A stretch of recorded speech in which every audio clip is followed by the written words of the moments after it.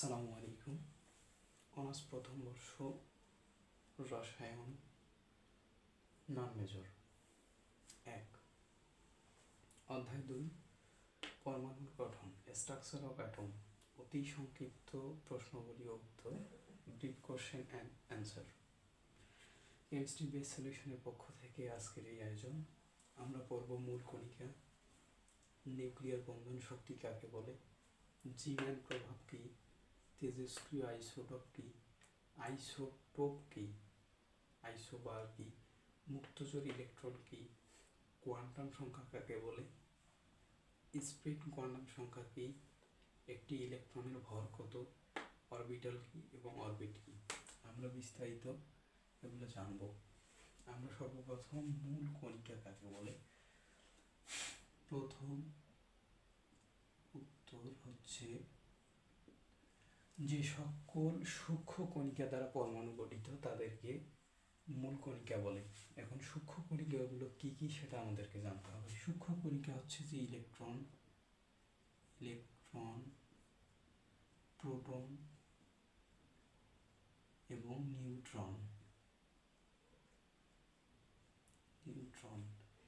Electron, proton এবং neutron. তাহলে আমরা মূল কণিকা জানলাম। মূল কণিকা কাকে বলে? যে সকল সূক্ষ্ম কণিকা দ্বারা পরমাণু গঠিত তাদেরকে আমরা কি বলবো? মূল কণিকা বলবো। মূল কণিকার অংশ হচ্ছে 3টি। তারপর হচ্ছে নিউক্লিয়ার বন্ধন শক্তি। পরের প্রশ্ন হচ্ছে নিউক্লিয়ার বন্ধন শক্তি, 2 নম্বর উত্তর।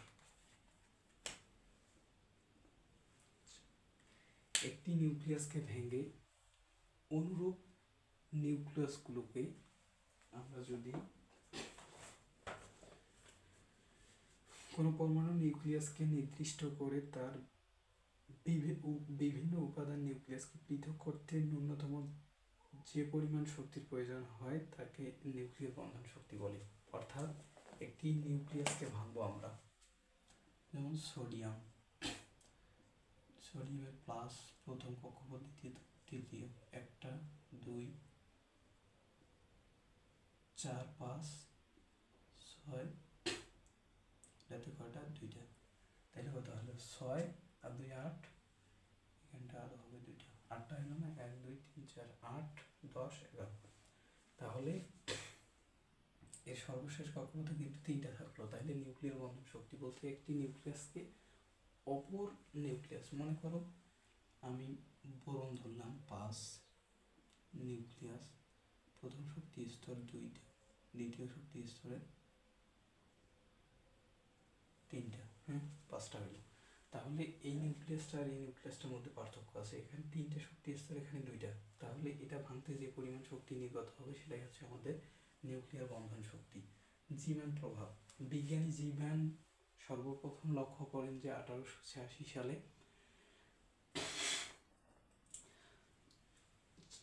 চৌম্বক ক্ষেত্রের প্রভাবে রেখাগুলো অতি সূক্ষ্ম হওয়ার ঘটনাকে জীবন প্রভাব বলবো। আমরা এখানে শর্টকাট হিসাবে একটা মনে রাখতে পারি, জীবন প্রভাব। জিতে কি? ম্যাগনেট না? ম্যাগনেট মানে হচ্ছে চৌম্বক ক্ষেত্র, জীবন মানে হচ্ছে ম্যাগনেট। ম্যানতে আছে ম্যাগনেট, ম্যাগনেট মানে হচ্ছে চৌম্বক ক্ষেত্রের উপস্থিতি থাকতে হবে। এটা আমরা পাবো, জীবন প্রভাবটা পাবো বোরের সীমাবদ্ধ যে রেঞ্জটা আছে, কয়টা টপিকস তার মধ্যে পাবো আমরা জীবন প্রভাব। তেজস্ক্রিয় আইসোটোপ। তেজস্ক্রিয় শব্দের অর্থ হচ্ছে যে তেজস্ক্রিয় হচ্ছে যাদের পারমাণবিক সংখ্যা 92 এর ঊর্ধ্বে তাদেরকে আমরা তেজস্ক্রিয় মৌল বলবো, যেমন ইউরেনিয়াম, আর অনেকগুলো আছে। ঠিক আছে। এখন তেজস্ক্রিয় আইসোটোপ। আইসোটোপ কাকে বলে? আইসোটোপ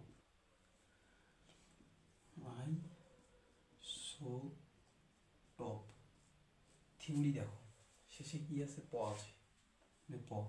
যাদের পারমাণবিক সংখ্যা একই কিন্তু ভর সংখ্যা ভিন্ন তাদেরকে পরস্পর আইসোটোপ বলবো। যাদের পারমাণবিক সংখ্যা একই কিন্তু ভর সংখ্যা ভিন্ন তাদেরকে পরস্পর আইসোটোপ বলবো। শেষে আমাদের আছে প, এর জন্য পারমাণবিক সংখ্যা একই। যেমন আমরা দেখতে পারি আইসোটোপ, যাদের পারমাণবিক সংখ্যা একই কিন্তু ভর সংখ্যা ভিন্ন। তাহলে আইসোটোপ হাইড্রোজেনে আইসোটোপ হচ্ছে 3টে। একটা হচ্ছে যে প্রোটিয়াম, ডিউটেরিয়াম, টিটেরিয়াম।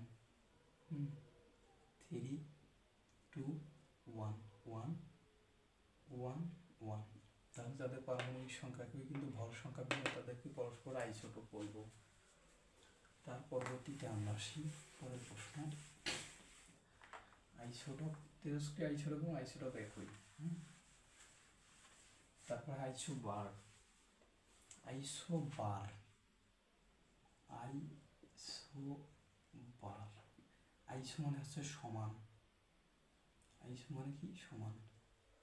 তাহলে কি সমান? তাদের ভর সংখ্যা সমান, র আছে না শেষে, ভর, ভর, তাদের ভর সংখ্যা সমান, তাদের ভর সংখ্যা সমান কিন্তু পারমাণবিক সংখ্যা ভিন্ন, তাদেরকে পরস্পর আইসোবর বলবো। যেমন কপার 29, জিঙ্ক 30, এর 64, এরও 64। তার মানে পারমাণবিক সংখ্যা, পারমাণবিক ভর কি একই, কিন্তু পারমাণবিক সংখ্যা কিন্তু আলাদা, তাদেরকে পরস্পর আইসোবার বলবো। আইসোবার শেষ। মুক্তজোড় ইলেকট্রন, আমরা পড়ব মুক্তজোড় ইলেকট্রন। তোমাদের নন মেজরের এই বিষয়গুলো ভালো জানলে পরবর্তীতে অধ্যায়টা বুঝতে সুবিধা হবে আর কি। যদি চ্যানেলটার এই সার্ভিসটা ভালো লাগে তাহলে অবশ্যই লাইক, কমেন্ট, শেয়ার করে পাশে থাকবে এবং বন্ধুদের দ্রুত শেয়ার করবে। মুক্তজোড় ইলেকট্রন কি? তাহলে মুক্তজোড় ইলেকট্রন, আমরা এখন পানির ক্ষেত্রে একটু বিবেচনা করি। মুক্তজোড় ইলেকট্রন বলতে হচ্ছে যে সকল ইলেকট্রন বন্ধন গঠনে অংশগ্রহণ করে না, তারা হচ্ছে ফ্রি ইলেকট্রন বা মুক্তজোড় ইলেকট্রন। তাহলে আমরা দেখি যে মুক্তজোড় ইলেকট্রনটা আসলে কি রকম প্রভাব ফেলে বন্ধনের ক্ষেত্রে। যেমন আমি পানির বিবেচনা করলাম, এখানে কয়টা মুক্তজোড় ইলেকট্রন আছে সেটা আমরা একটু দেখি। এখানে হচ্ছে যে কেন্দ্রীয় মৌলের সর্বশেষ কক্ষপথে যে ইলেকট্রন আছে তার সংখ্যা। তাহলে এখানে কেন্দ্রীয় মৌল হচ্ছে অক্সিজেন, অক্সিজেনের পারমাণবিক সংখ্যা আর 1s 2s 2p, তাহলে 2 2 4। তাহলে শেষ কক্ষপথে কয়টা হলো ইলেকট্রন? 8টা, আমরা 8টা দিলাম। এরপর হচ্ছে একযোজী মৌলের সংখ্যা, একযোজী। এরপর হচ্ছে অপর একটি মৌল আছে, সেটা হচ্ছে হাইড্রোজেন। এর হচ্ছে যে যোজনী হচ্ছে 1, যোজনী গুণন পরমাণু সংখ্যা, পরমাণু হচ্ছে 2টা হাইড্রোজেন আছে এজন্য 2। তারপর হচ্ছে মাইনাস, প্লাস মাইনাস চার্জ। এটা হচ্ছে আমার মেইন সূত্র। সূত্র হচ্ছে যে কেন্দ্রীয় মৌলের শেষ কক্ষপথে ইলেকট্রন সংখ্যা মাইনাস অপর পরমাণু যোজনী গুণন তার পরমাণু সংখ্যা, মাইনাস প্লাস মাইনাস চার্জ। তাহলে কত হইল? 8 মাইনাস 2 কত হইল? 6। সরি, এখানে তো হবে 4 2 6, এখানটা হবে 6 6 6, এখানে হলো কত? 4।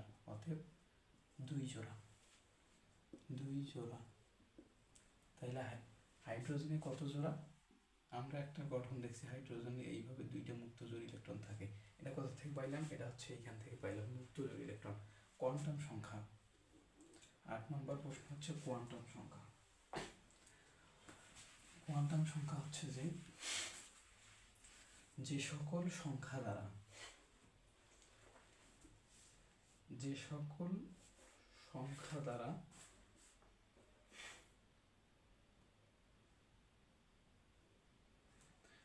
সংখ্যা দ্বারা পরমাণুতে ইলেকট্রনের শক্তি স্তর, আকার, আকৃতি, ত্রিমাত্রিক দিক বিন্যাস এবং নিজ অক্ষের উপর ইলেকট্রনের আবর্তন দিক প্রকাশ করে তাদেরকে কোয়ান্টাম সংখ্যা বলবো।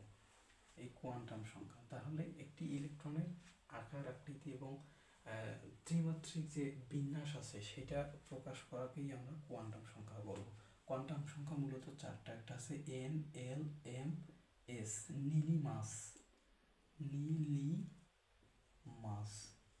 নীলিতে আছে N, লিতে আছে L, এমতে আছে মাতে আছে M, এসতে হচ্ছে S।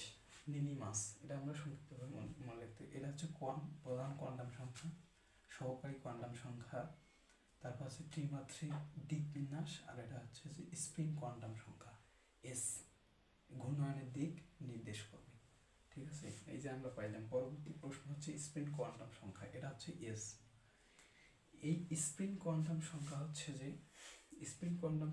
যে একটি ইলেকট্রন, একটি মৌলের ইলেকট্রন বিন্যাস, সোডিয়াম, একটি মৌলের ইলেকট্রন বিন্যাস শেষ কক্ষপথে ইলেকট্রনের উপর নির্ভর করবে সে প্লাস হবে কিনা মাইনাস হবে। ঠিক আছে, যদি এখানটায় হুন্ডের নীতি অনুসরণ করবে তাহলে সোডিয়ামের ইলেকট্রন বিন্যাসটা আমরা দেখি 1s 2s 2p 3s 1 6 2 2 11 sodium, শেষ কক্ষপথে একটা, তাহলে আমরা ঘর রাখতে পারি। এস এর অরবিটালে সর্বোচ্চ ইলেকট্রন ধরতে পারে দুইটা, আছে কয়টা? একটা, তাহলে মানে উপর দিকে এর মান হবে প্লাস। যদি 12 হিসাব করি তাহলে এর ক্ষেত্রে হবে 2, তাহলে এবার নিচে হচ্ছে, ঠিক আছে, প্লাস মাইনাস হাফ। এটা হচ্ছে স্পিন কোয়ান্টাম সংখ্যা।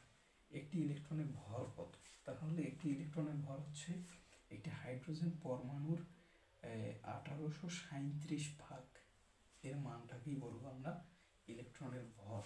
এটা যদি গ্রামে হিসাব করি তাহলে 9.10 গুণন 10⁻⁻28 গ্রাম, আর যদি কেজিতে হিসাব করি তাহলে 9.1 গুণন 10⁻31 কেজি।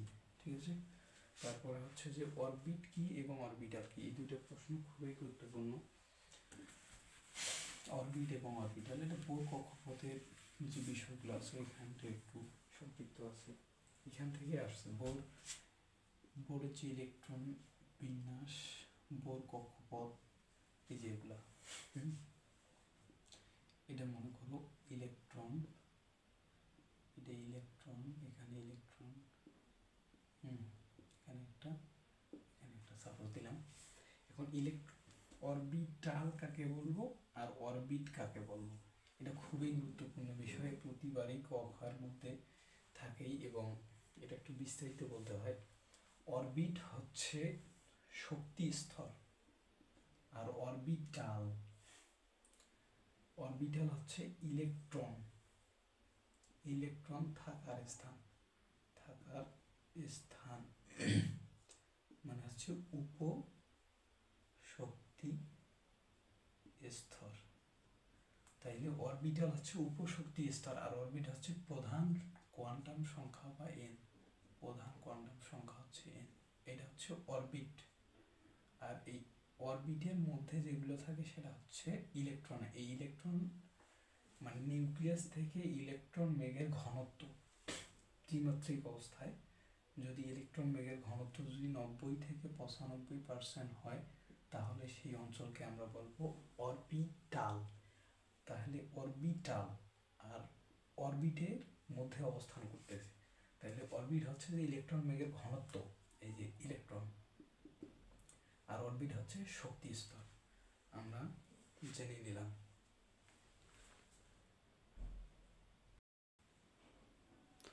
এখন প্রশ্ন হচ্ছে 13 নম্বর, আউটবাউ নীতি কি? 14 নম্বর প্রশ্ন হচ্ছে ইলেকট্রন বিন্যাস লিখো। Copper, chromium, iron 2+, chlorine minus এবং ম্যাঙ্গানিজ। তাইলে আউটবাউ নীতি কি? আমরা এটা খুবই গুরুত্বপূর্ণ এই বিষয়টা। আউটবাউ নীতি ইতিপূর্বে আমরা অবশ্যই পড়ে এসেছি। আউটবাউ নীতি, তাহলে নীতি, ইনি বলছে যে ইলেকট্রনগুলো আগে সর্বনিম্ন শক্তি স্তরে যাবে, তারপরে উচ্চ শক্তি স্তরে গমন করবে। কথা ভালো করে বুঝতে হবে, সর্বনিম্ন শক্তি স্তর কোনটা এবং উচ্চ শক্তি স্তর কোনটা সেটা আমাদেরকে জাজমেন্ট করতে গেলে অরবিটালের মান জানতে হবে। S P D F, S অরবিটালের ক্ষেত্রে এর মান হচ্ছে 0, পির ক্ষেত্রে 1, ডির ক্ষেত্রে 2, এফ এর ক্ষেত্রে 3। এখান থেকে আমরা জাজমেন্ট করবো যে আসলে আমাদের কোনটা উচ্চ শক্তি স্তর এবং কোনটা নিম্ন শক্তি স্তর, ইলেকট্রনটা কোথায় আগে যাবে সেটা নির্ভর করবে এই মানগুলোর উপরে। এখন আমরা যদি এখানে দেখি 3D এবং 4s, তাহলে ইলেকট্রন কোথায় যাবে সেটা আমরা জাজমেন্ট করব। তাহলে 3ডির মান কত? ডির মান হচ্ছে 2, তাইলে 3 2 5, আর এখানে হচ্ছে যে 4, এস এর মান কত? 0, তাহলে 4। তাহলে এখন আমরা জাজমেন্ট করবো যে ইলেকট্রনটা আগে 3D-তে যাবে না 4s-এ যাবে? অবশ্যই 4s-এ যাবে। তার কারণ হচ্ছে যে 4s-এর মান কম এবং 3D-র মান বেশি। সেক্ষেত্রে আমরা কিন্তু এটার ফেস হই। আমরা যখন ইলেকট্রন বিন্যাস লিখতে যাই তখন আমরা এইভাবে লিখি 1s 2s 2p 3s 3p 3d 4s। এইখানটা কিন্তু সঙ্গতি আছে। এইখানটায় ইলেকট্রন কিন্তু 3p-র পরেই কিন্তু যাবে 4s-এ, তারপর যাবে 3d-তে। এটা লিখলে কিন্তু ভুল হবে। এইখানটা লিখতে হবে যে 4s 3d। এখন দুটো যদি সমান হয়, থ্রি ডি, তাহলে এখানে মান হচ্ছে যে 4 প্লাস পির মান হচ্ছে 1, 3d মান হচ্ছে 2, তাইলে কত হইলো 3 4 একে 5 3 2 5। তাহলে এখানে সেক্ষেত্রে আমরা কিন্তু জাজমেন্ট করবো যে ইলেকট্রনটা কোথায় যাবে। কথা বলা হয়েছিল যে ইনি বলছে যে ইলেকট্রনগুলো আগে নিম্ন শক্তি স্তরে যাবে, তারপর উচ্চ শক্তি স্তরে গমন করবে। সেক্ষেত্রে দুটোই তো সমান, তাহলে ইলেকট্রনটা আসলে কে পাবে?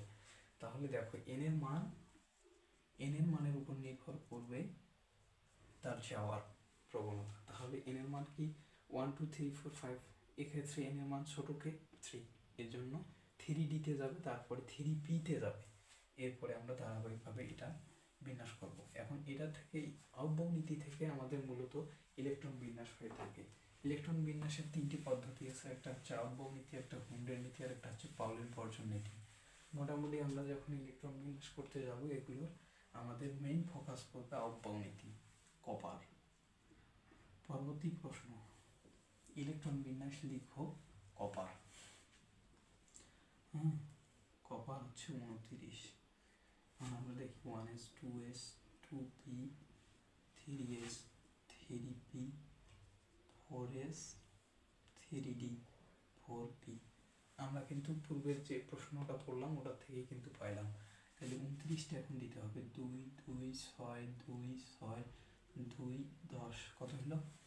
এখান থেকে কিন্তু 18টি, এটা ফিক্স 18টা, 18 2 20, এখানে আমাদের আছে কত? 29। তাইলে এইখানটা এক কাজ করি, আছে আমাদের 29, কিন্তু হইল আমাদের কত? এখানটা 18 ফিল আপ হয়েছে, 18 আর 10 28, এইখানটা হবে 1, ঠিক আছে। এখন এইখানটায় তো আমরা 2 দিয়ে এখানে আমরা 9 দিতে পারতাম, 18 আর 2 20 আর 9 29। এইখানটায় ডি অরবিটালের ক্ষেত্রে 4 এবং 9 এই দুইটি ইলেকট্রন নেবে না,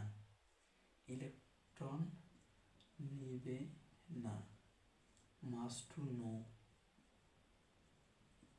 টু নো, জানতেই হবে, কারণ নেবে না। এটা হচ্ছে অর্ধপূর্ণ এবং পূর্ণের একটা ব্যাপার আছে, সেক্ষেত্রে এখানে অর্ধপূর্ণ অবস্থা। এই 4 এবং 9 নং এই দুটো ইলেকট্রন ডি অরবিটাল নেবে না, সেক্ষেত্রে আমাদের একে পূর্ণ করতে হবে। আমাদের এখানে দিতে হবে O1। হয়ে গেল এটা। যদি কোনো সমস্যা থাকে এখান থেকে আমরা গ্রুপও নির্ণয় করতে পারবো এবং পর্যায় নির্ণয় করতে পারবো। পর্যায় হচ্ছে 4 এবং গ্রুপ হচ্ছে 11। গ্রুপ 11। পরবর্তী আসি আমরা ক্রোমিয়াম 24, খ নম্বর Cr24 1s 2s 2p 3s 3p 4s 3d। এখান থেকে আমাদের 18টা শেষ, 11 2 20, আর লাগাচ্ছে কত? 4। এখানে তো 4 দিলাম, কিন্তু আমাদের কথা হচ্ছে যে ডি অরবিটাল 4 এবং 9 গ্রহণ করবে না, অতএব এই দুটো অপশন এটা বাদ। তাহলে এ নেবে 5টা, এস নেবে 1টা পূর্বের নিয়মে। তাহলে এখান থেকে গ্রুপ এবং পর্যায়,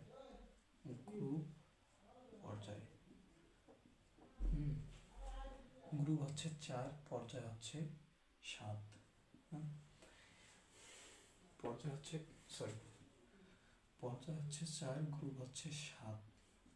পর্যায় 4 হলে কিভাবে প্রধান কোয়ান্টাম সংখ্যাই হচ্ছে তার পর্যায় সংখ্যা।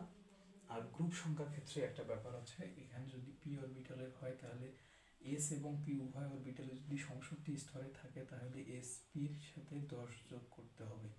হ্যাঁ, এই এখানটা এটা হচ্ছে ব্যাপার।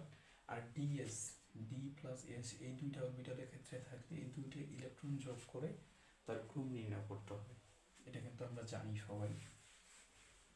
তারপরে এসে আমরা আয়রন 2 প্লাস, Fe2+, আয়রন হচ্ছে 26, আগে 26-এর ইলেকট্রন করতে হবে বিন্যাস, 1s2s2p 3s 3p 4s 3d, দেখি কত দূর আসে, 18।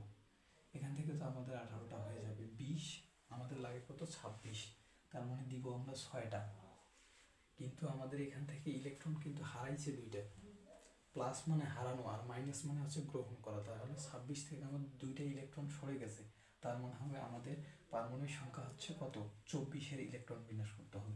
তাহলে 24 যদি হয় তাহলে এখানটা হচ্ছে কত, 4, কিন্তু আসলে ডি অরবিটাল তো 4 নেয় না, তাহলে আমাদের এখানে মাইনাস করে এইখানটির একটা এইখানটে দিয়ে এইখানটে ফিল আপ করতে হবে।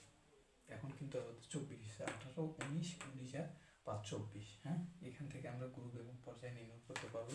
পর্যায় হচ্ছে আমাদের 4 আর গ্রুপ হচ্ছে 6। তারপরে আসি আমরা ক্লোরিন, Cl 17, হ্যাঁ, 1s 2s 2p 3s 3p, হ্যাঁ, আমাদের 17, আগে 17 ইলেকট্রন বিন্যাস করি, আমাদের 5, 17 হয়েছে। এখন আমাদের একটা ক্লোরিন ঋণাত্মক হয়েছে, অর্থাৎ একটা ইলেকট্রন গ্রহণ করছে, নিচের দিকে টেনে নিয়েছে ক্লোরিন। হ্যাঁ, ক্লোরিন একটা ইলেকট্রন গ্রহণ করে প্লাস হয়ে গেছে। হ্যাঁ, যখন নিচে সে একটা ইলেকট্রন গ্রহণ করছে তাইলে 17 থেকে 18, তাইলে এখানটায় আমাদের কত হবে, এখানে হবে 8, আগে 7 ছিল, তাহলে হচ্ছে 12, 10, 10 আর 2 12 আর 6 হচ্ছে 18, এখানে হবে 6। তাহলে এর পর্যায় কত, পর্যায় হচ্ছে 3 এবং গ্রুপ হচ্ছে এসপিতে যদি থাকে তাহলে তার ক্ষেত্রে 10 যোগ করতে হবে, তাহলে 6 আর 2 8, 8-এর সাথে কত, 10, তাইলে 18। হ্যাঁ, হয়ে গেল। তারপর হচ্ছে ম্যাঙ্গানিজ, Mn, ম্যাঙ্গানিজ 25, তাহলে 18 পর্যন্ত আমাদের ফিক্সড। 3pর ক্ষেত্রে আমাদের ফিক্সড 18, 4s 3d 4p, তাহলে 18 2 20, 20, তারপরে কত, তারপরে ডি অরবিটাল হবে ইলেকট্রন 20 আর 5 হচ্ছে 25। ঠিক আছে, ম্যাঙ্গানিজ হচ্ছে 25। এখান থেকে আমরা গ্রুপ এবং পর্যায় নির্ণয় করতে পারবো, পর্যায় হচ্ছে 4 আর গ্রুপ হচ্ছে 7। ধন্যবাদ, ভালো থাকবেন। ক্লাসটা ভালো লাগলে অবশ্যই লাইক কমেন্ট শেয়ার করে পাশে থাকবা এবং সাবস্ক্রাইব করবা বেশি বেশি করে। সবাই ভালো থাকবে, সুস্থ থাকবে। আসসালামু আলাইকুম।